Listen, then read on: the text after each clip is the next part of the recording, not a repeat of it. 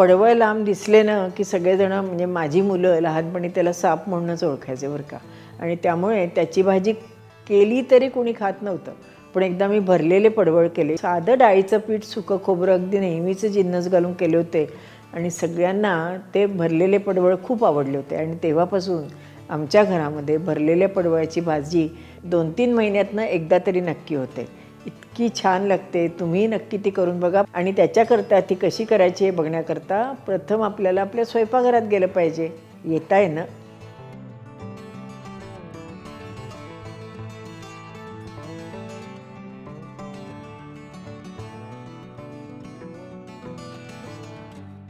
आपण भरलं पडवळ करणार आहोत. त्याच्याकरता आपण दाण्याचा कूट, थोडीशी हळद, लाल तिखट, मीठ, गूळ, डाळीचं पीठ म्हणजेच बेसन आणि कोथिंबीर घेतली आहे आणि काळा मसाला आपला रोजचा असतो ना तोच घेतला. जो तुम्ही रोज वापरत असाल तो घेतला तरी चालू शकतो. आणि याच्यात आपण थोडंसं तेल घालणार आहोत आणि हे सगळं आपण एकत्र करणार आहोत.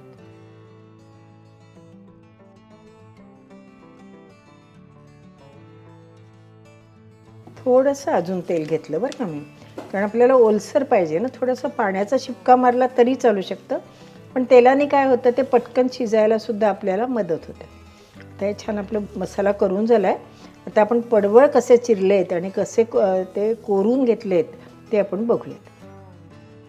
पडवळाचे असे आपण छोटे छोटे तुकडे करून घेतलेत. त्याचा मधला भाग आहे ना हा आपण कोरून घेणार आहोत आणि खालच्या बाजूला मात्र तसंच ठेवणार आहोत, म्हणजे आपल्याला मसाला स्टफ करायला त्याचा उपयोग होईल. आहे की नाही? असं छान आपल्या पोकळ आपण करून घेतलं आहे. आता प्रत्येकात आपण हा थोडा थोडा मसाला भरून घेणार आहोत. हा असा छान मसाला आपण भरून घ्यायचा. खालपर्यंत आपण कोरून घेतलं नाही आहे, त्यामुळे आपला मसाला त्याच्यामध्ये चांगला बसेल. अशा तऱ्हेने आपण पडवळ भरून घेतले. असे सगळे पडवळ आपण भरून घेऊयात. असे पडवळ आपले भरून झालेत.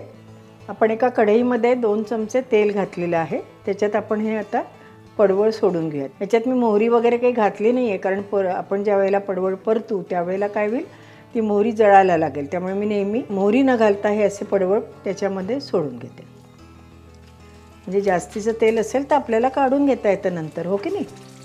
ते एखाद्या भाजीत म्हणा, आमटीत म्हणा आपण वापरू शकतो. आपण हे आता अलगद हलवून घेऊयात आणि गॅस लहान करून त्यावर झाकण ठेवूयात. थोडेसे तेलात परतले गेले की आपण याच्यात थोडंसं पाणी घालून छान शिजवून घेऊयात. आता मघा तुम्हाला सांगायचं राहिलं बरं का, याला चांगली वाफ यावी म्हणून ताटलीत आपण एक अर्धी वाटी पाणी घातलं होतं. आता त्याने काय झालं की आपलं वरचं पाणीसुद्धा गरम झालं, हो की नाही? आता आपण झाकण काढून बघूयात आणि वरचं पाणी आपण भाजीत घालूयात. आता ह्या भाजीमध्ये आपला उरलेला मसाला आहे की नाही तो आपण घालून घेऊयात.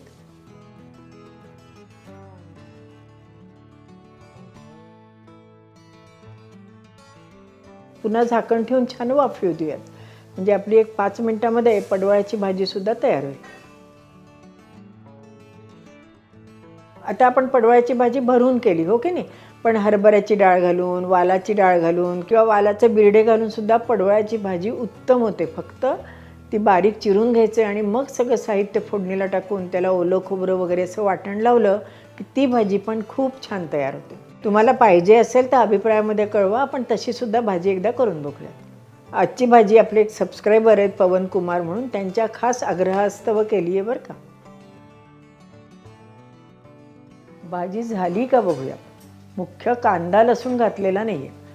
आपल्याला असं नेहमी वाटतं की कांदा लसूण घातला की भाजी छान होते, पण असं नाही आहे बरं का. अगदी व्यवस्थित जर मसाला घातला तर कुठली भाजी ही उत्तमच होते. थोडी भाजी अजून शिजायची, थोडं पाणी आपण घालूयात. एक 2-3 मिनटात आपली भाजी छान शिजेल की आपण वाढायला घेऊयात.